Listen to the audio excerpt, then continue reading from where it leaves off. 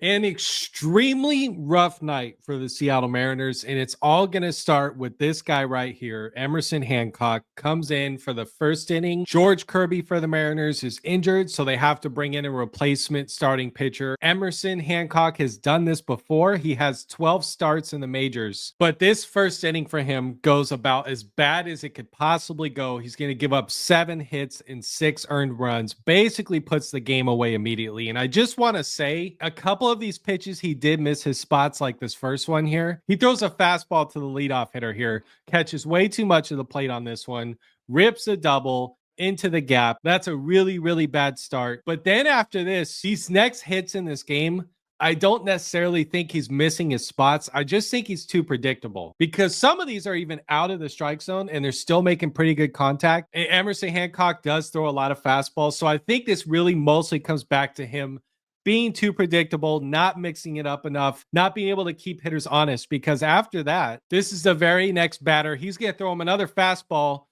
Got quite a bit of movement on this thing, and it's pretty far off the outside edge of the plate. He just manages to slap that one out there for another base hit. That scores a run. But looking at that location, I would not necessarily say that's like a really, really easy pitch to hit. I just think they know the fastball is coming so they can get around on it. Next batter, same thing, a fastball off the outside edge of the plate. I mean, this is a really good placed pitch, but he's able to get this one out opposite way for a home run. I don't even know how he hit this out.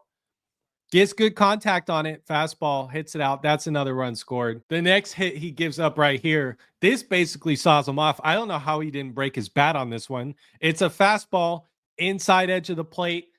Just puts it in the right spot, makes decent contact. That's a base hit. Again, looking at that location, like that's not a terrible pitch. It's really not. They're just really, really able to tell that that fastball is coming. I think that's what his biggest problem is. This one's a bad location, though. I think this one's a slider. He leaves this one basically in the middle of the plate, but not super hard hit, just finds the hole. That scores a run. This is another off-speed pitch. Again, this is down low out of the zone. Another one I don't even know how they're making contact with. This is not an easy pitch to hit. Finds a hole. That's another base hit. And then you bring up Javier Baez, who's known for just swinging at everything. This guy can hit anything in the zone, outside the zone. I probably wouldn't even throw a strike to this guy, honestly. But this one, he leaves a little bit too much in the plate. Looks like another slider. Baez gets a hold of it. I believe that one goes off the wall, but that's the icing on the cake for his night. First inning, 6 runs scored. I mean, it's tough. It kind of puts in perspective just how good the Mariners starting pitching is, because it's pretty rare that you have a game where the first inning, whoever the Mariners are playing, they're scoring big runs like that. But to be honest with you guys, I don't necessarily think that he was missing a ton of his spots. I just think he's too predictable. And I'm not sure you can put him back in the game if they come back up and it's his turn in the rotation again because George Kirby is injured. They might want to think about bringing someone else in, calling up someone else. I don't think you can go to him again, unfortunately. And it really sucks because I think his stuff is okay, and I don't think his command is that bad. He kind of got a little bit unlucky here. I just think he's too predictable. That's all I'm saying. Something else that a lot of people noticed in this game, not just me, was in the third inning, I believe this is Julio's second at bat. He got runners on second and third with nobody out. He's going to ground out and it's going to score a run, but it looks like he slows up just before the bag at first, and maybe he had a chance to beat this out, which I know it seems small. It's early in the game. Being safe, having runners on first and second with another guy coming up to the plate with nobody out would have been really, really huge here. But watch Julio on this play. Ground out, does score the run, throwing from his knees.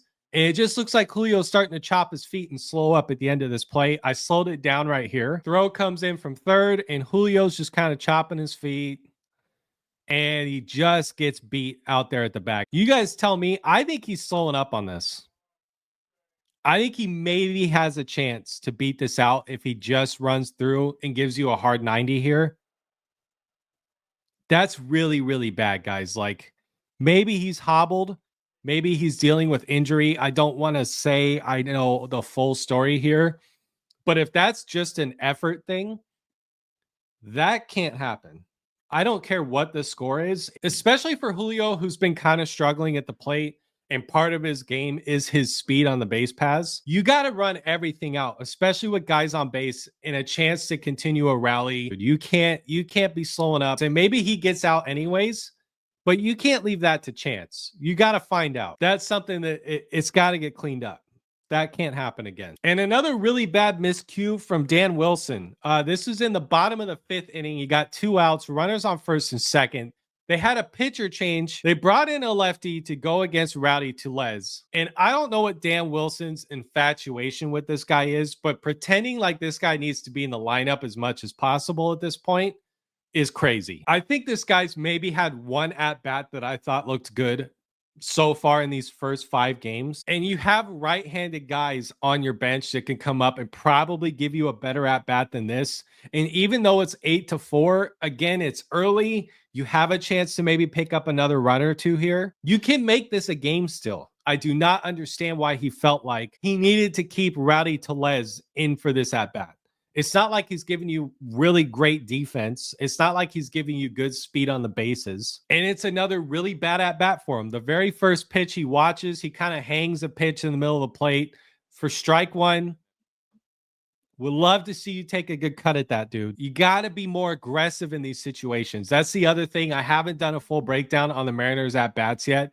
But with runners in scoring position, they got to be more aggressive. They just have to. I've seen way too many of these guys just watch that first pitch strike go right down the middle of the plate, especially a hanging pitch like that. Let's get a good swing on these guys. Let's come up here and get aggressive with some of these at-bats with a chance to do damage. That's strike 1. He does manage to work it into a good hitter's count here. 3-1 count, but he's going to swing at ball 4. That's down out of the zone. It's not even close. And now the count's full. He's going to get, I think this is a fastball basically in the middle of the plate, and he grounds it out. That ends the inning. I don't understand why you had to keep him in this game in that spot. If they even get 1 run here, just 1 run, and you make it 8-5 going into the 6th inning, you have a chance. I'm not willing to sit here and think that they would have won this game, but you have to give yourself the best chance to win no matter what. And at some point, we're going to have to come to terms. I know it's only game 5, but Rowdy Tellez has not shown me anything up at the plate that I feel like he needs to be getting those kinds of opportunities time and time again, especially with the lefty on lefty matchup. It doesn't make a ton of sense to me. And Dan Wilson has had some questionable decisions through these first 5 games. I don't want to harp on it too much yet. I still think it's too soon to like really, really dig into this guy. But this was definitely among one of those decisions where it's like, I'm not sure what we're thinking here. You could have had Mitch Garver come up and hit. Donovan Solano, who's been really bad also, but at least he's right-handed.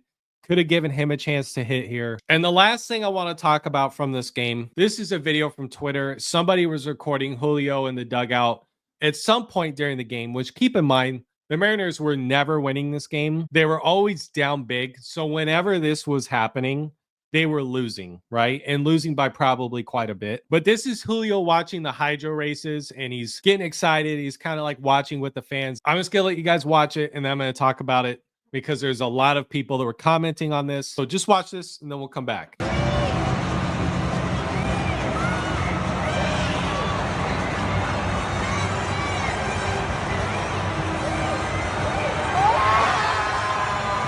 So as you guys can imagine, this is from Twitter. So tons of negative comments. Pretty hateful stuff on there for sure. And I just want to say, as somebody who myself, I am definitely very critical of Julio. And I know that people that watch my videos probably are going to disagree with me on this particular point. But there's 2 things that I want people to keep in mind if you think that this is a really bad look. And I understand that perspective.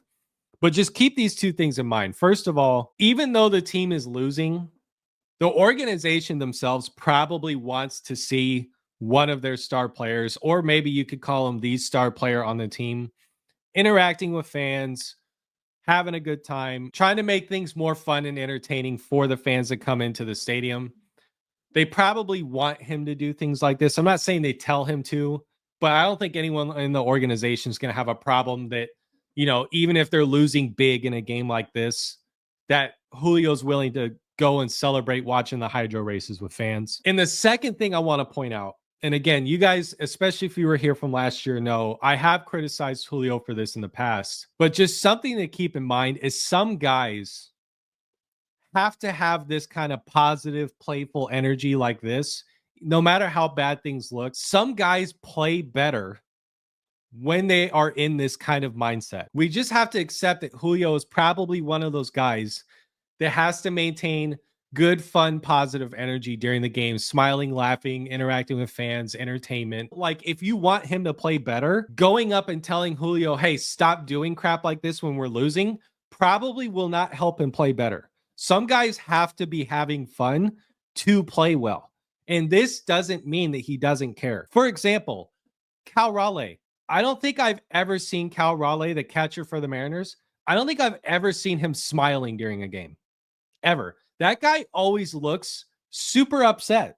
He is the polar opposite of what Julio is.